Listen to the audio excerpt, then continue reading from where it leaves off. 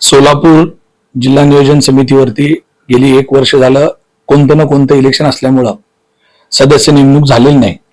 वास्तविक जिल्ह्याचा कारभार त्या नियोजन समितीतनं चालतो।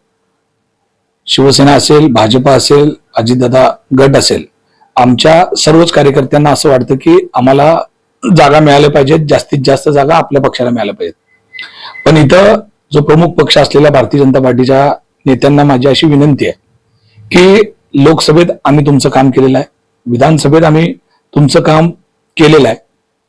कालचं इलेक्शन तुम्ही बघितलं असेल, स्थानिक स्वराज्य संस्थेच्या इलेक्शन मध्ये सुद्धा ज्या आमदारांना आम्ही सर्वांनी एकमताने त्यांना मतदान केलं आणि जेव्हा मतदान करायची वेळ येते तेव्हा शिवसैनिक पुढे असतो, पण जेव्हा वाटणी द्यायची वेळ येते तेव्हा आमच्या कार्यकर्त्याला सवतीच्या लेकराची वागणूक आपल्याकडून मिळू नये ही अपेक्षा आहे।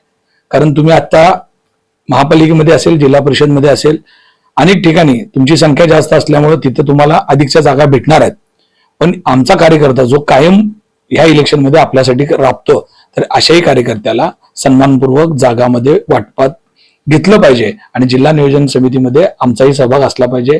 शिंदे साहेब असतील, देवेंद्रजी असतील, पवारताई असतील, हे ज्या पद्धतीने या महाराष्ट्राला पुढे घेऊन जाण्यासाठी काम करतात त्याच पद्धतीनं सोलापूर जिल्ह्यामध्ये सुद्धा या तिन्ही पक्षाच्या कार्यकर्त्यांनी एकत्रित येऊन सोलापूर जिल्ह्याचा विकास केला पाहिजे। लाईक करा, कमेंट करा आणि हो सबस्क्राइब करायला विसरू नका।